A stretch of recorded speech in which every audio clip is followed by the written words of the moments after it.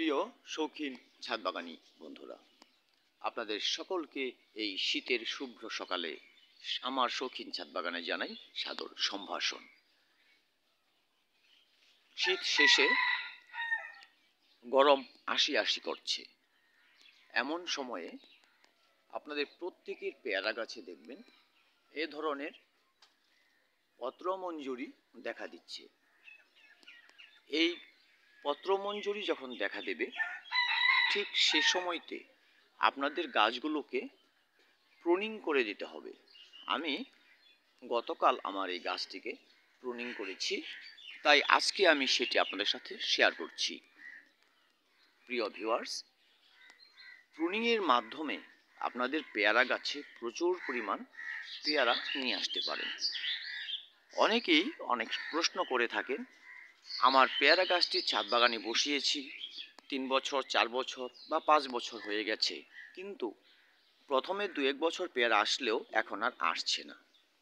প্রিয় ভিউয়ার্স, আসলে আমরা সঠিক পরিচর্যাটা করতে পারছি না বলেই আমাদের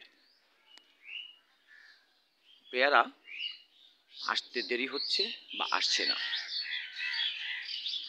প্রিয় ছাদবাগানী বন্ধুরা, আমরা সকলেই জানি পেয়ারা সাধারণত নতুন পত্রমঞ্জরির সাথে বের হয়ে আসে।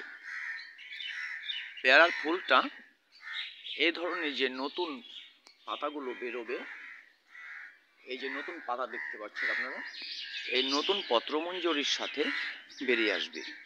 এই যে আপনাদের পুরাতন শাখাগুলো, এই পুরাতন শাখাগুলোতে কখনোই পেয়ারা আসবে না।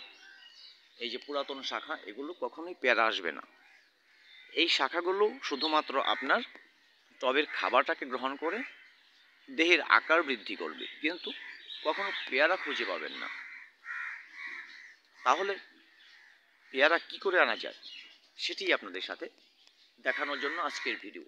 এই দেখুন পত্রমঞ্জরি, এই যে আমি প্রুনিং করে দেওয়ার পর কিছু কিছু স্থানে পত্রমঞ্জরি বেরিয়েছে। গত দুদিনেই পত্রমঞ্জরি কিন্তু অনেকটা সুচালু মুখ বেরিয়ে এসছে। প্রিয় ভিউয়ার্স, আপনারা প্রত্যেকটি পেয়ারা গাছের প্রত্যেকটি শাখার ঠিক এভাবে দেখুন, এখান থেকে শাখাটি বের হয়েছে 1 2 3 4, এভাবে 3টে বা 4টে জয়েন্ট রেখে, 3টে বা 4টে জয়েন্ট রেখে, যেমন এখানে দেখুন এখান থেকে শাখাটি বের হয়েছিল, আমি 1 2 3 4, এখানেও 4টি পয়েন্ট রেখেছি। আমি আরও একটি দেখাচ্ছি আপনাদের। এখানে দেখুন, এখানেও আমি 4টি পাতা রেখেছি। আপনারা এভাবে 3টি বা 4টি বা 5টি পাতা রেখে উপরের অংশটুকু ছেটে ফেলে দেবেন। তাহলে যে নতুন পত্রমঞ্জরি বেরিয়ে আসবে, তার সাথেই কিন্তু আপনাদের কাঙ্ক্ষিত পুষ্পমঞ্জরিটা আপনারা পেয়ে যাবেন। পাশাপাশি এই প্রুনিংয়ের পর কিছুটা খাবার দিয়ে দিতে হবে। যেমন যারা মিক্স ফার্টিলাইজার ব্যবহার করেন, তারা সেই মিক্স ফার্টিলাইজারটা দিতে পারেন। আর যারা সেটা ব্যবহার করেন না, তাদের জন্য বলবো এ ধরনের একটি 20 ইঞ্চি বা 25 ইঞ্চি 25 গ্যালন 20 বা 25 গ্যালন যে আপনাদের গ্রো ব্যাগগুলো রয়েছে, বা 18 থেকে 20 ইঞ্চি যে টব রয়েছে, তার জন্য আপনারা 1 কেজি পরিমাণ গোবর সার, সাথে 2 চামচ লাল পটাশ এবং 1 চামচ টিএসপি, আর যারা ভারতে আছেন তারা সিঙ্গেল সুপার ফসফেটটি ব্যবহার করতে পারেন।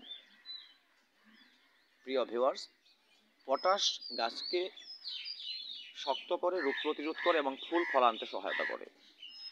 আর ফসফেট এটি কিন্তু গাছকে ফুল ফল আনার জন্য একটি প্রচুর গুরুত্বপূর্ণ ভূমিকা পালন করে। আর যে গোবর সারটি দিতে বললাম, সেটি গাছের সবুজত্ব ধরে রাখবে, গাছকে সতেজ রাখবে, কারণ এটার মধ্যে প্রচুর পরিমাণে নাইট্রোজেন রয়েছে। আর যেই 1 চামচ পরিমাণ সার দিতে বললাম, সেই চামচটি অবশ্যই ছোট চা চামচের 1 চামচ করে নিতে হবে। এখানে বড় চামচ ব্যবহার করলে কিন্তু গাছের জন্য ক্ষতি হতে পারে। ভিউয়ার্স, এভাবে আপনারা প্রুনিং করে দিন। ফাল্গুন মাস পড়ে গেছে, অর্থাৎ আজকে ফেব্রুয়ারি মাসের প্রায় 20 তারিখ হয়ে গেছে, মাঝামাঝি পেরিয়ে এসেছি। এখন থেকেই কিন্তু সমস্ত পেয়ারা গাছে পত্রমঞ্জরি আসতে শুরু করবে এবং কিছুদিনের মধ্যে এখানে পুষ্পমঞ্জরির দেখা মিলবে। এরপরে কিন্তু আর এই প্রুনিংয়ের সময়টা থাকবে না। এই ফাল্গুনের মাঝামাঝি পর্যন্ত, অর্থাৎ ফেব্রুয়ারি মাসের শেষ পর্যন্ত আপনারা প্রুনিংটা করতে পারেন। ভিউয়ার্স, এভাবে পেয়ারা গাছের পরিচর্যা নিয়ে আপনাদের গাছে প্রচুর পরিমাণে পেয়ারা পেতে পারেন।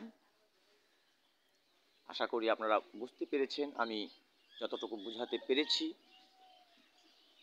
ভিউয়ার্স, ভিডিওটি যদি ভালো লেগে থাকে একটি লাইক করে আমাকে উৎসাহিত করবেন, কমেন্টে আপনাদের মূল্যবান মতামত জানাবেন এবং আমার চ্যানেলটি সাবস্ক্রাইব করে আমার ভালোবাসার মানুষ হয়ে পাশেই থাকবেন। ভিডিওটি দেখার জন্য সকলকে ধন্যবাদ। দেখা হবে আগামী কোনো ভিডিওতে। ততদিন ভালো থাকবেন সবাই।